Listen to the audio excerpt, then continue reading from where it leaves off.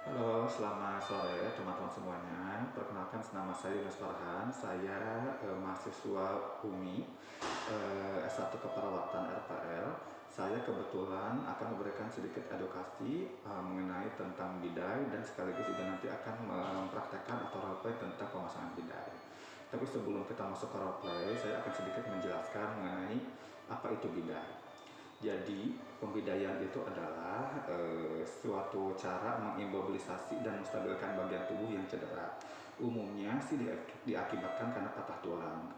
Kemudian, apa tujuan dipasangnya bidai? Pemasangan bidai itu bertujuan untuk satu, mencegah pergerakan atau pergeseran ujung tulang yang patah.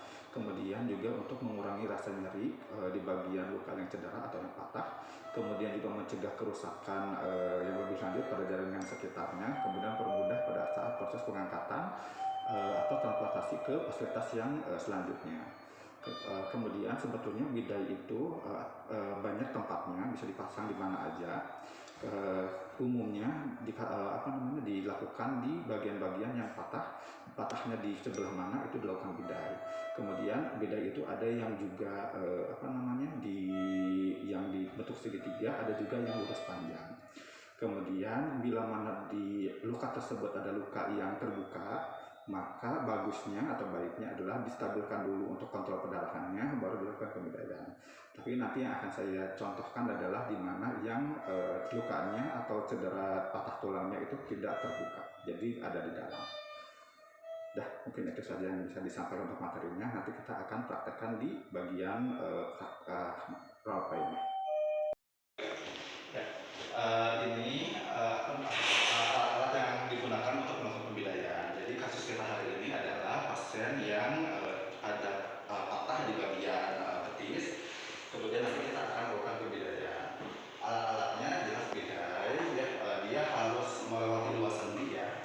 Kemudian juga alat untuk memfiksasinya, kasar bila nanti misalnya ada perdarahan segala macam gitu ya. Kemudian sebelum pemasangan pastikan dulu di bagian di bagian kaki diinspeksi dulu lukanya seperti apa gitu ya, ada luka atau enggak, kemudian apakah ada perdarahan atau enggak. Kalau ada perdarahan maka baiknya dihentikan dulu perdarahannya baru dilakukan pembidaian. Kemudian dicek si nadinya di dorsalis pelvis, dia terlalu kuat atau enggak.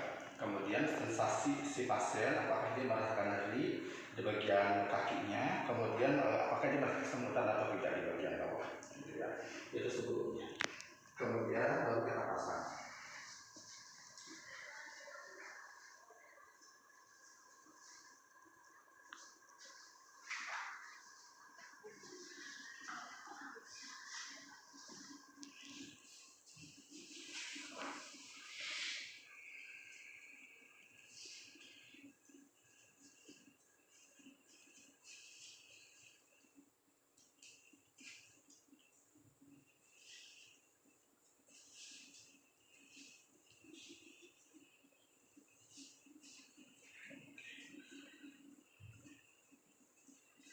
Pasangkan di bawahnya.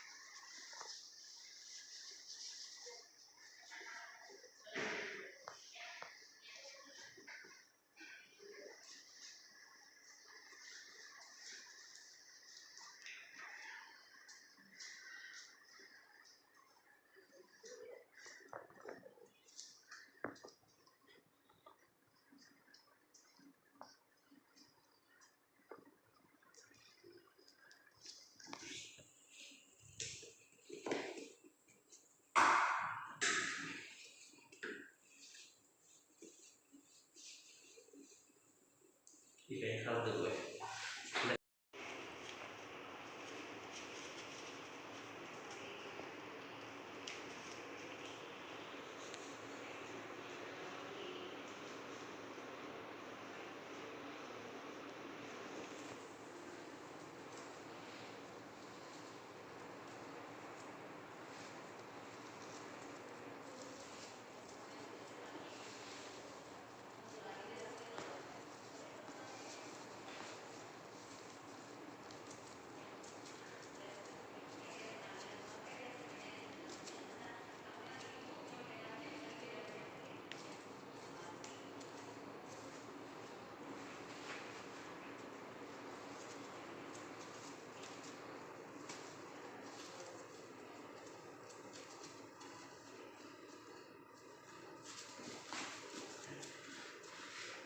Setelah dilakukan pembedaian, kembali lagi kita cek ya,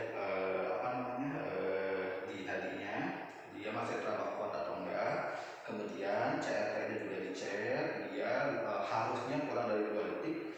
Kemudian sensasinya seperti apa? Apakah si pasien tiba-tiba mengalami kayak reaksi dingin di bagian kaki gitu ya, itu biasanya diakibatkan kalau terlalu kencang.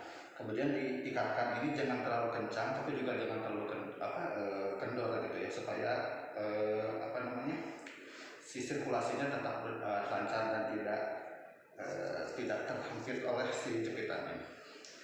Mungkin itu aja yang bisa divideokan. Terima kasih.